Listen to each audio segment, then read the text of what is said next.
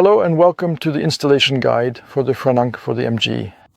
Next, we open the hood and support it again with the hood prop rod. Alright, first I want to show you which additional tools we will need. For this step you will need the following items. 2 open-end wrenches, specifically a size 10 and a size 12. A standard flathead screwdriver and the 4 included mounting brackets, which we will be screwing into place shortly.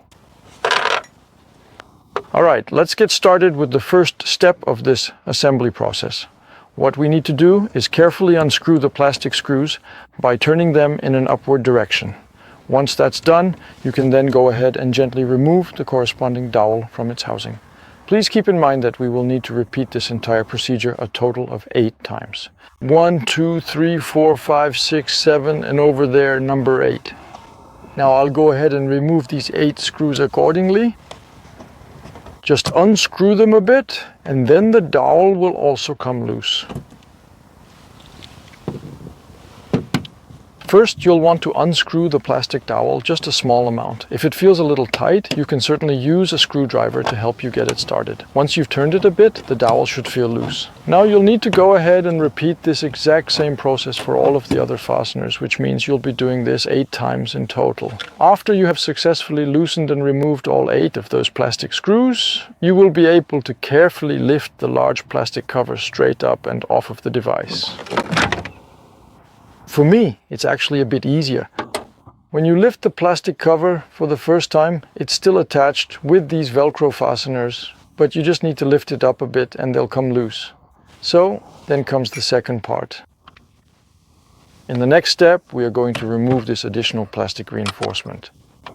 To begin this procedure, the very first step is to select the appropriate tool, which for this task is an open-end wrench. It is critically important to make sure you are using a wrench of the precisely correct size, as using the wrong size could easily damage the screw heads, making them much more difficult to remove. With the correct wrench now in hand, we will proceed to carefully loosen these 4 specific screws by applying steady pressure in a counterclockwise motion. Regarding their locations, we have 2 screws right here, and the other 2 are positioned over on the side of the windshield assembly itself. After all 4 of these screws have been sufficiently loosened, we can move on to the final step.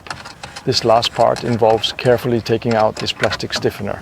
This component provides structural support and can now be gently lifted away from its mounting position. And exactly at the positions where we removed these 4 screws, we now install these ball studs.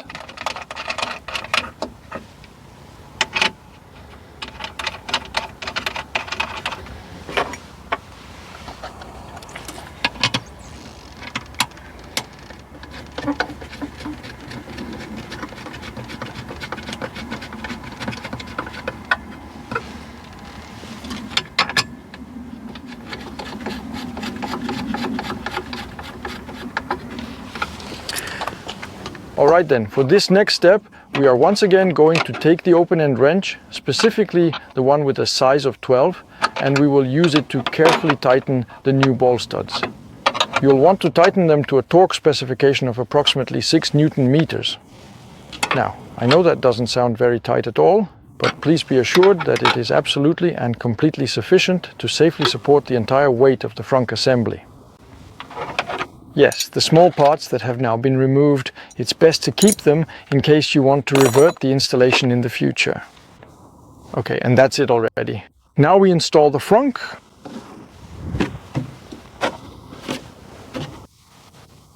For the best results, begin by carefully aligning the front side. Next, place the rubber buffers, so they are situated directly on top of the ball studs. Finally, press them in firmly until you feel them lock into place. For the back side, you'll repeat the exact same procedure. Position a rubber buffer on the ball stud and press it in firmly until it snaps securely into place. You will need to repeat this process for all 4 locations. Once all the buffers are installed, the final step is to check that the frunk is securely in place. And that's it. Your frunk is now installed and ready for you to load and use. The installation is complete. As you can see, it's a very straightforward and incredibly simple process. And when it comes to removal, if you ever want to take it out, you can do so in no time at all. All that's required is for you to simply give it a good firm pull in an upward direction, and just like that, the frunk is removed once again.